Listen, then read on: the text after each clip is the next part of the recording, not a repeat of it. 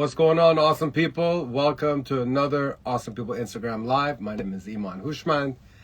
It's Tuesday, June 20th. I hope you've been enjoying getting to know these awesome Iranians and non-Iranians that have become ambassadors of the Azadi Festival.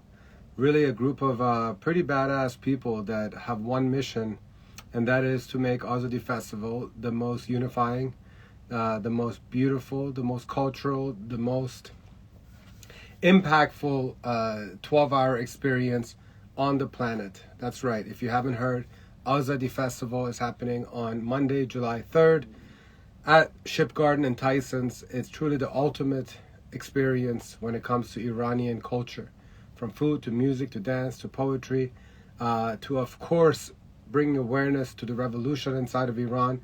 That's all we're doing. And it couldn't be possible without the support of awesome people, awesome ambassadors, awesome allies, awesome sponsors, awesome vendors.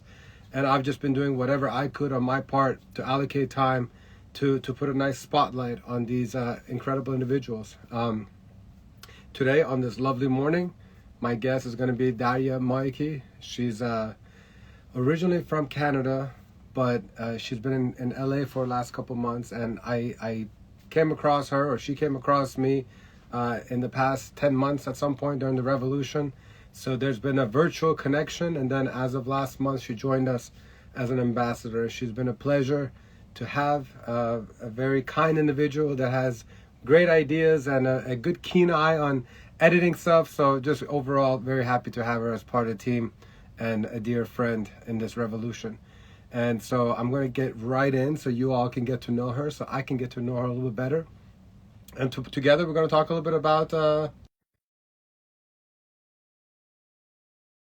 has invested so much of her time to tirelessly help make this program happen. So help me welcome Darya, which I don't think she's in LA anymore. I think she's traveling now. Hi, Darya. How are you? Good. How are you? Great to have you join. Thank you. Should I go lower, higher? What should I do? Well, can you raise the camera up a little bit? I don't know if I can, but I'll try. Is that better? Yeah, there you go. I like your Woman Life Freedom shirt. Very nice. I got one too in black. Is that good? Good? Yes, perfect. Thank you. Actually tilted forward a little bit. Now the ceiling is showing a little bit. There you go. Perfect. All right. Well, good. Where are you? Where in the world are you right now? Is it morning, afternoon, evening? Where are you? No, I'm in the same time zone as you. So it's 11 here. I'm in Toronto. Toronto. Okay, cool. Back to Toronto. Well, welcome. I know you were on the West Coast for a little bit. Hopefully, it was safe travels. So you know what I liked about your bio is that you have made in Italy, born in Los Angeles, raised in Rome, educated in Toronto and abroad, and like this is something that many of us have experienced, like bounced around from cities to countries to continents around. Tell us a little bit more about your story. For those who don't know, Darya, go ahead and kind of explain this whole journey that you've gone to. So my parents left Iran before the revolution. So maybe that's a little bit different than the usual Iranian in the diaspora. But so they left Iran before the revolution, but they never went back. And they were married, living in Germany, like yourself. And then eventually they moved to Italy, and my mom's family was living in LA at the time when my mom got pregnant. So she wanted to give birth in Italy, so she just went to LA and then wanted to be with her family so that, her firstborn would be, American. in safe. No, I don't know about the American part. It was more the family part because we had no one in Italy. Oh, okay. I was born there, but I was just born there, and then we went back to Rome, and that's where I was raised. And then when I was 7, we moved to Toronto. So do you remember anything from like Rome the first 7 years? Oh my God, yes, of course. How I was do. it growing up in Rome? Amazing. Italy is amazing. If I wasn't, the only thing closest to home that I have is Italy. That's the only place that and I think it's because I was raised there. It was my first language. It's, my first experiences were all there. So, There's definitely a lot of history and culture. Rome is like especially now, it's a perfect balance of modernism, but then yet it's so much history. Like when you ride around there, bike riding or whatever, like it's as if like you're in a different world. It's one of the most underrated cities on earth. I mean, I know everybody knows it, but people who haven't gone there, they're really missing out. So hopefully everyone has a chance to go visit Rome. And then so you came back to you were raised um in Toronto, you said at age 7. So yeah. then how was the experience of growing up in Toronto? Well, the way they sold Toronto to me, my parents, was that we're just going there for a year and then we're going to go back to Italy. So every year, are we going back? Are we going back? We never went back, but once I during my undergrad, I realized, you could go back on your own. So I started doing the study abroad in Italy, and then eventually I graduated here, and then did my master's in Italy. And so I was there for a while, and I ended up after I left for my master's, I spent almost 15 years. Back in Rome. Oh yeah, okay. So you're as much Romanian as you are from Toronto, however way you say the nickname. So obviously you have a huge affinity for Italy and Rome. I mean, what Iranian doesn't love Italy? You actually were able to experience it in a deeper level, but you definitely have a lot of love for the homeland. So what is it about the motherland, Iran, that has had you, fighting so much in the past, especially 10 months, if not more? Like, what is it about this fight that is so personal to you? I think regardless of where I've been, I've always felt 100% Iranian. And that's probably because of my parents. And growing up, my parents really instilled the culture, at least the culture that they had grown up with, which maybe is a bit different than what is in Iran today.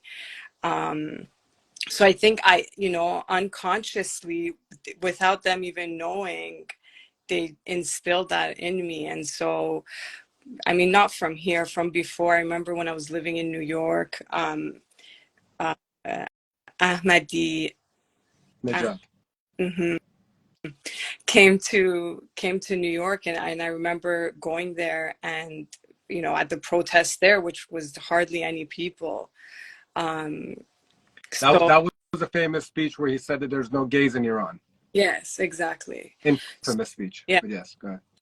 So, it's been in me, but I guess once um, what happened in September, it was it was just I think it's when the cup is just full now, and it's just too much. And so I think that's really where my motivation and drive comes from. You know what I just realized? When you look around and you see some Iranians that perhaps are not involved at all in the revolution, I don't know if you've noticed and observed with your friends, but now when I look at my friends, I'm like the common denominator between my Iranian friends, even the ones that were born outside of Iran and raised outside of Iran. Like, for example, yourself, like you did not live in Iran, you weren't born in Iran. The common denominator is how involved were our parents in instilling that Iranian culture. And as we're working together in the Azadi Festival, the reason why I want to make sure that so many people get involved is that if they don't show things like Azadi Festival to their children, their nieces and nephews, their grandchildren, we're just 1 or 2 generations away from them not caring. Because right now we are seeing amongst us, if we're in Toronto or in LA or Rome, if there are some Iranians whose parents never really preached the culture or shared the culture, the music, the food, within one generation, they don't care enough to even fight for a free Iran. What are your thoughts about that? I can't agree with you more. I really can't agree with you more, because I don't have children of my own. but I try my best. For example, through you, actually, I met Arcia. Yes, Who, actually, yeah. Ruzigar, yeah.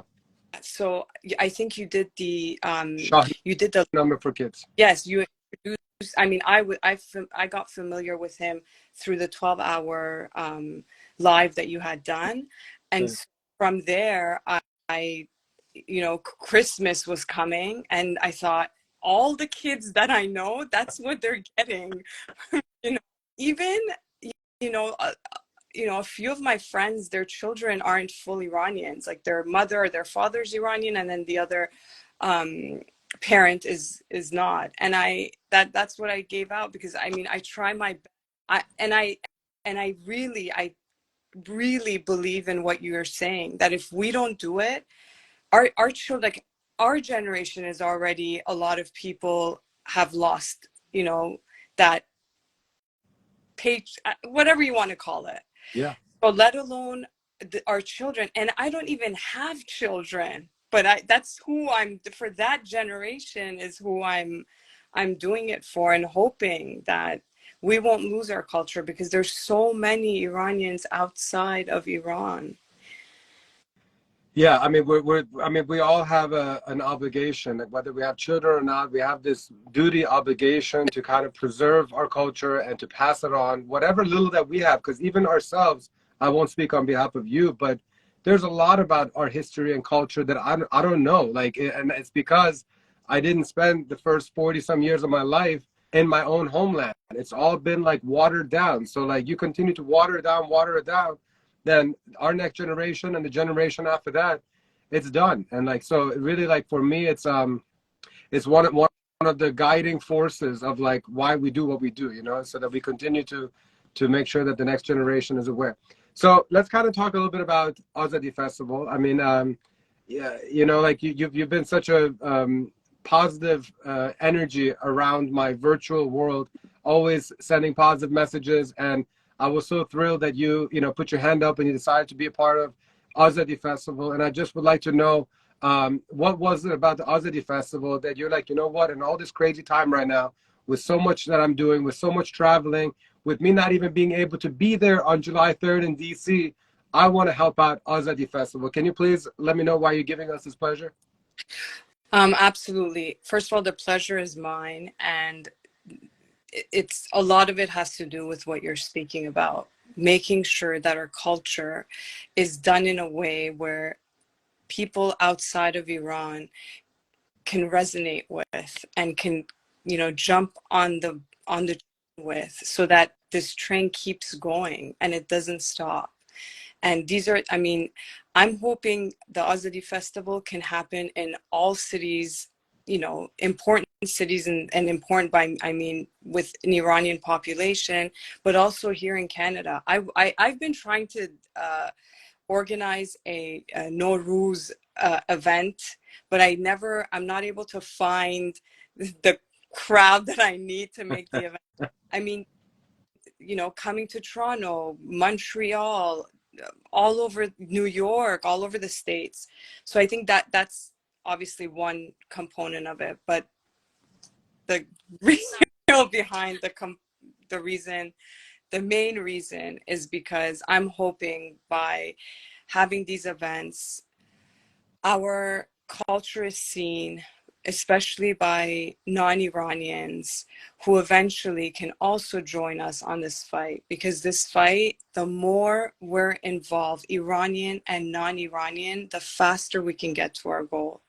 We're going to get there. It's just a matter of how much faster we can get there. With more people, we can get there faster. With less people, it's just going to take longer. And Yeah, strength in numbers, like we're seeing with Azadi Festival every day there's like a new ambassador, there's a new ally, there's a new sponsor. And like, it seems like it's just one or two people, but that's how it's done. It's literally brick by brick, is how we're growing the family. And because of these individuals, we'll be able to host events in Toronto, in Montreal, in New York, and all these other cities. We're going to continue to find ambassadors and create chapters. And even starting small is a beautiful thing. Imagine just 10 people in Toronto coming together and just having a Shabbos share, like that in and by itself is a step forward. It doesn't always have to be a 3,000 person event. Yeah. So that's really what we're hoping for. Um, who are you fighting this fight for, Dario? For the Iranian people in Iran.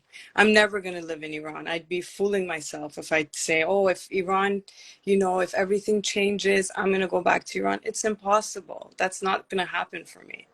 And so I want the people in Iran, because they deserve to have no, what the way they live, the kind of conditions on all fronts that they live in is just inhumane.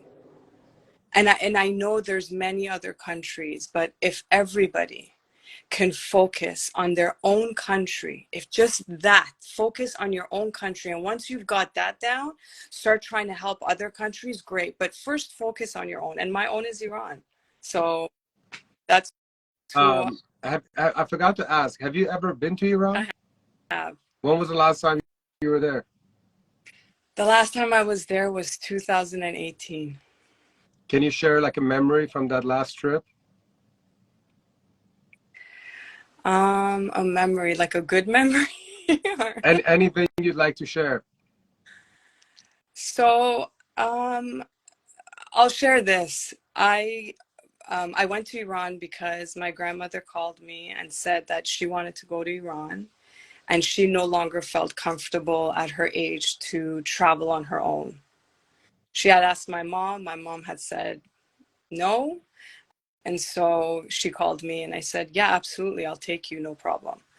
And so when my mom found out that I said that, I'm going to take my grandma, she, I think, got nervous and said, no, no, I'm coming too. I didn't understand it. I was like, you don't have to come if you don't want to come. She's like, no, no, I have to come. I said, okay, you don't ever go to Iran, but okay, let's do this.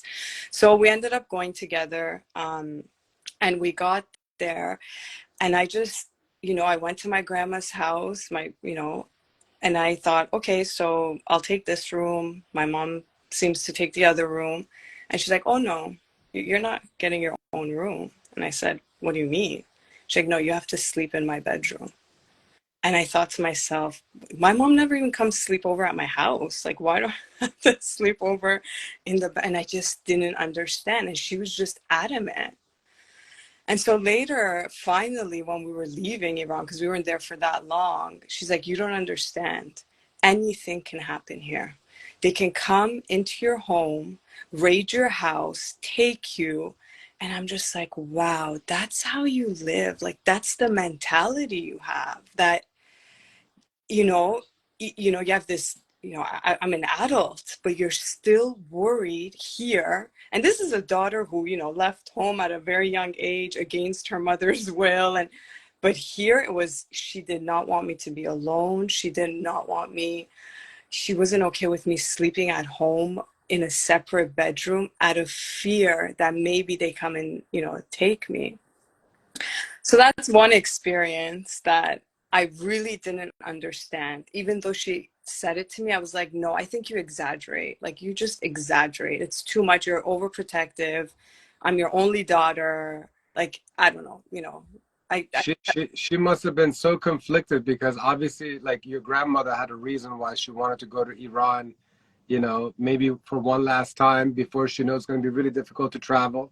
So your mom, I'm assuming here, but your mom wanted to make that happen, and yet she was so worried about you. So it was such a conflicting feeling for her, and that's where the motherly instinct, had her being the way that she is. What an amazing story to share. I appreciate you sharing that.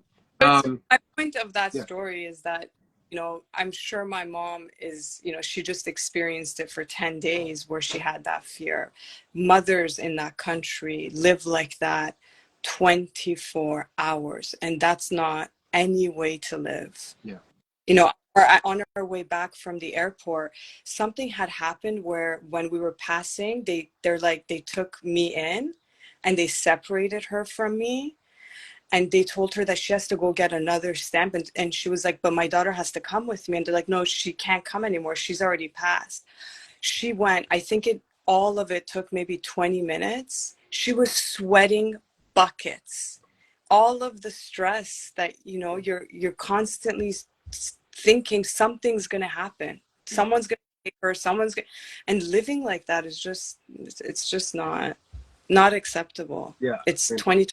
We mention it all the time. Like, for those of us who live in a country that has freedom, we really, some people, they take it for granted, you know. Like, we need to be reminded that this, what we live in, is what people are literally dying for, and that's what they're doing in our homeland. And why the least that we could do is continue to amplify their voices, so that they're not fighting without the world caring, you know. And so, going back to what you're saying, is that at the very least we have to care for our own people, because nobody else will.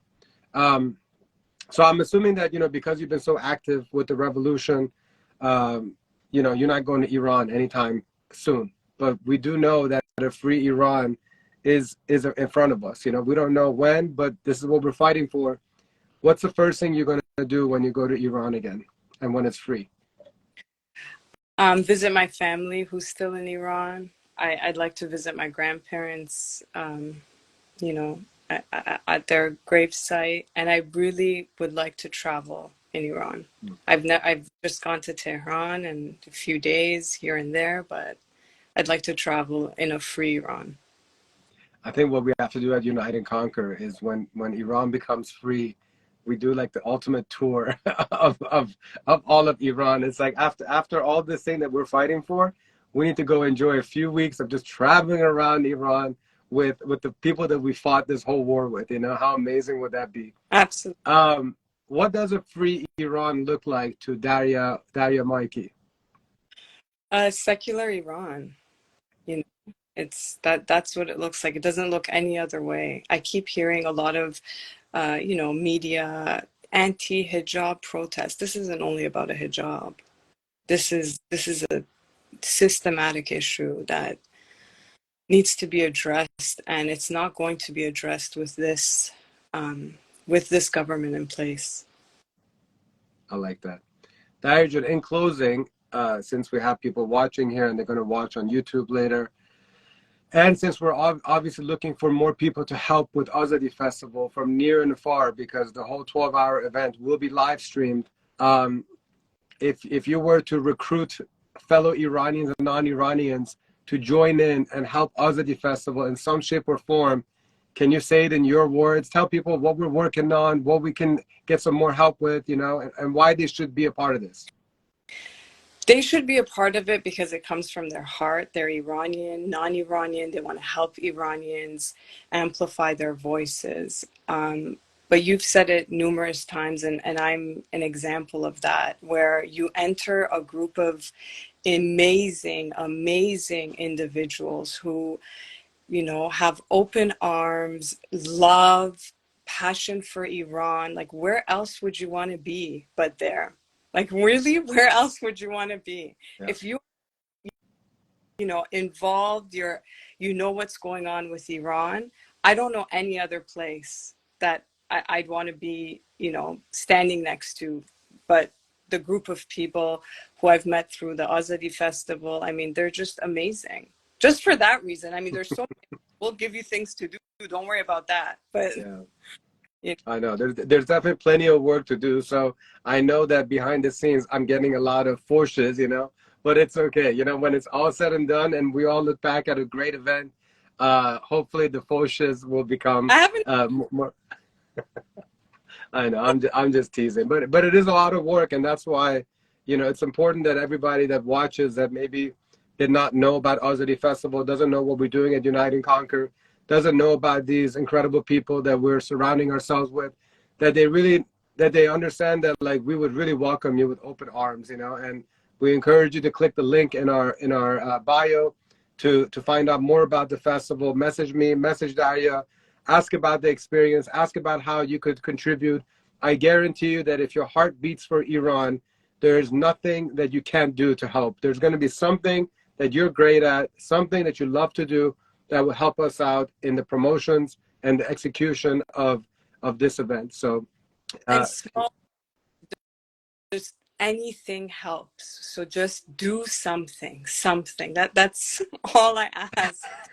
Something. that's right. Well, you're doing more than just something, Darya. It's been a pleasure to get to know you better. I'm so glad that you decided to jump into the Azadi Festival waters. Thank And it's great to have another shark in the water that cares so much about the same thing that me and so many other people around us care about. It's really it's a group of people that lifelong friendships are being built, you know, through this. So looking forward to all this, and hopefully we get to go to Iran together soon. We get to go travel Iran very soon, and we'll get to really appreciate all the beauty and the culture that Iran has.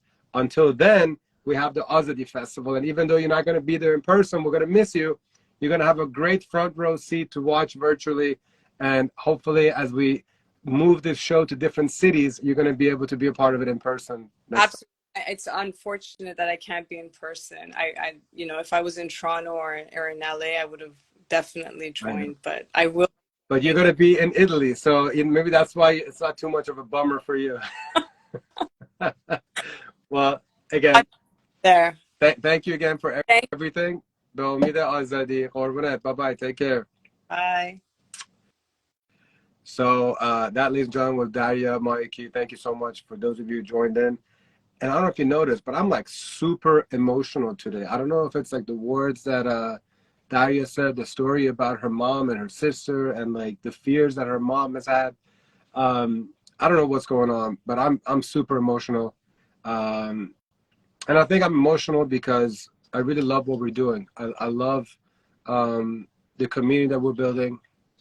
I love the progress that we're making, not just for the event, but the progress that we're making as a community. You know, we're really just kind of building on this this magical home where we can all come together, we can learn about each other, we can support each other, we can laugh with each other, and it's a special thing. And so I'm just super humbled and grateful that we have created this amazing community, and it's just getting better by the day. So thank you for all those that are already in the community. Please, if you're not in it yet, consider joining us. Consider being a part of not just Azadi Festival, but everything we're doing at Unite and Conquer, where our mission is to unite Iranians via impactful conversations, live events, and digital content.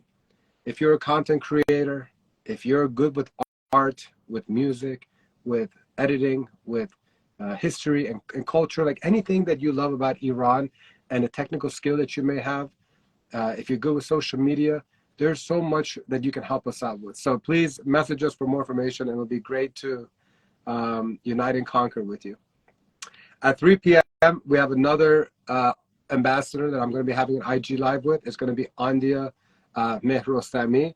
And then at 6 p.m. tonight, one of my favorite uniters, Sadr Kazemi, is going to be my guest.